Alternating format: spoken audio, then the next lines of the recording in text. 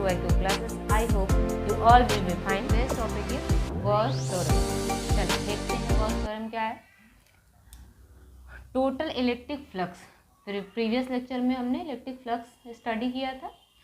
Total electric flux over a close surface. Surface हमारा कैसा हो? Close surface. अब यहाँ पर क्लोज सरफेस को क्या एज्यूम कर रहे हैं? गॉसियन सरफेस, क्योंकि गॉस लॉ पढ़ रहे हैं. तो यहाँ पर हमारे पास जो सरफेस होगा, मे भी कोई चार्ज है उसके अराउंड कोई सरफेस अगर हम एज्यूम करेंगे तो क्या उसको क्या बोलेंगे? गॉसियन सरफेस बोलेंगे. ठीक है. तो गॉस थ्योरम और गॉस के एप्लीकेशन पढ़ने के लिए हमें क्या चाहिए होगा? एक सरफेस चाहिए होगा. मे भी सरफेस ना वहाँ पे नहीं गिवन होगा, फिर भी हम एज्यूम करेंगे तो उस सरफेस को क्या बोलेंगे? गॉसियन सरफेस बोलेंगे. तो क्लोज सरफेस से जो टोटल फ्लक्स है, क्या?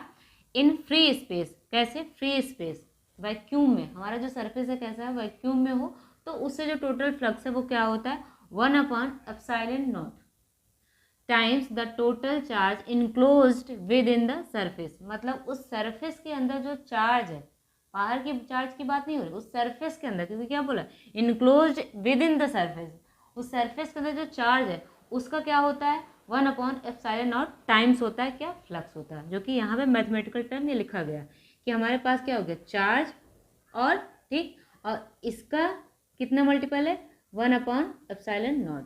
ये किसके इक्वल है? फ्लक्स के इक्वल है. ठीक. ये या ओवरऑल नेट फ्लक्स की बात कर रहे हैं, तो हम फ्लक्स पढ़ चुके हैं इसके पीछे. टोटल फ्लक्स इंटीग्रेशन के साथ EdA. ठीक है.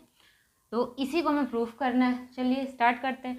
तो गॉसियन सरफेस हमारे किसके लिए वैलिड है? यहाँ पर मेंशन भी कर दिया, for spherically symmetric surfaces only. ठीक है. जो हमारा सरफेस होना चाहिए कैसा होना चाहिए? स्फेरिकली सिमेट्रिक होना चाहिए, सेम होना. जैसे हमने यहाँ पर एक सर्कल लिया तो ये हर पॉइंट पे क्या है? सेम.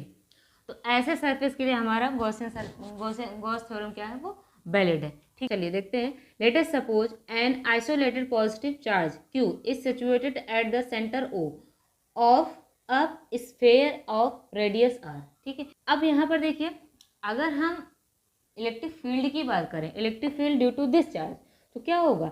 ये हमेशा आउटवर्ड नॉर्मल, क्योंकि आपको पता है ना कि जो सरफेस है, कंडक्टर के सरफेस, आप ये भी मान सकते हो, कंडक्टर के सरफेस पे क्या होता है? जो चार्ज इलेक्ट्रिक फील्ड लाइन्स होती है परपेंडिकुलर होती है, वैसे ही चार्ज के सरफेस पे क्या होगा? इलेक्ट्रिक फील्ड लाइन्स क्या होंगी? परपेंडिकुलर होंगी. तो ये जो हमने सरफेस गॉसियन सरफेस एज्यूम किया, उस पर क्या होगा? वो भी क्या है? स्फेरिकली सिमेट्रिक सरफेस है. तो उस पर जो फील्ड लाइंस होंगी वो क्या होंगे? इलेक्ट्रिक फील्ड हमारा वो परपेंडिकुलर डायरेक्शन में होगा. मीन्स सरफेस और इसके बीच में 90 डिग्री बनेगा. ठीक है. अब देखिए यहाँ पर हमें क्या चाहिए? ओवरऑल टोटल फ्लक्स चाहिए. तो हम क्या कर सकते हैं? स्मॉल एरिया के लिए फ्लक्स हम डायरेक्ट नहीं निकाल सकते. हम क्या करते हैं? एक छोटे छोटे पर्टिकुलर पार्ट में इसको डिवाइड कर लेते हैं, फिर एक छोटे पार्ट का फ्लक्स फाइंड करते हैं, फिर सबको ऐड कर देते हैं, तो हमें टोटल फ्लक्स मिल जाता है. जैसे यहाँ पर देखिए, हमने एज्यूम कर लिया हमारे पास एक जो पार्ट है वो क्या है? DA. DA एरिया का स्मॉल पार्ट है. अब यहाँ पर इसका एरिया वेक्टर क्या है? उसको परपेंडिकुलर होगा. ठीक है. ये हमारा पार्ट क्या होगा? DA, और एरिया वेक्टर इसका क्या होगा? क्या हो गया? परपेंडिकुलर. इसके मतलब यहाँ पर फील्ड और DA के बीच में जो थीटा मिल रहा है वो क्या मिल रहा है? 0 मिल रहा है, क्योंकि दोनों ही सेम डायरेक्शन में. ऐसे ही हम कई सारे पार्ट यहाँ पर भी जूम कर सकते हैं. DA इलेक्ट्रिक फील्ड भी इसके नॉर्मल होगा, तो यहाँ पर भी 0 मिल रहा है, यहाँ पर, मतलब हर जगह छोटे छोटे पार्ट में डिवाइड करिए, तो इसको क्या कर दिए? इन सब को क्या करिए? जो फ्लक्स हमें मिल रहा है सबको ऐड कर दीजिए. ठीक है. यहाँ पर φE1 φE2 ऐसे करके आप ऐड कर सकते हैं. लेकिन अब इतना करने की बजाय हम क्या कर सकते हैं? इंटीग्रेशन कर सकते हैं. जैसे पहले इसके लिए देख लेते हैं. स्मॉल एरिया के लिए हमें क्या मिल रहा है?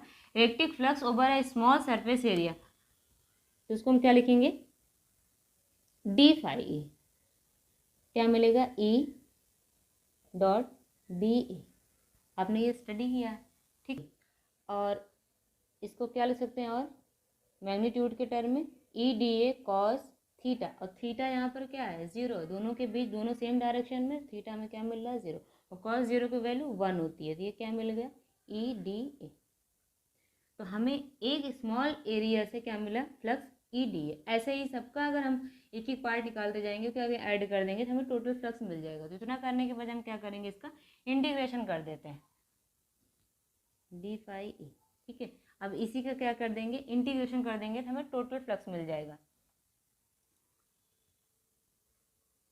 Total flux over the entire spherical surface. चलिए अब इसका इंटीग्रेशन करेंगे, क्या मिलेगा? टोटल फ्लक्स मीन्स पाई ए। ठीक है, अब इसका इंटीग्रेशन करेंगे तो ई, और ई क्या है यहाँ पे? कांस्टेंट रहेगा, क्योंकि किसके रेस्पेक्ट में डिफरेंस इंटीग्रेशन कर रहे हैं? एक एरिया के।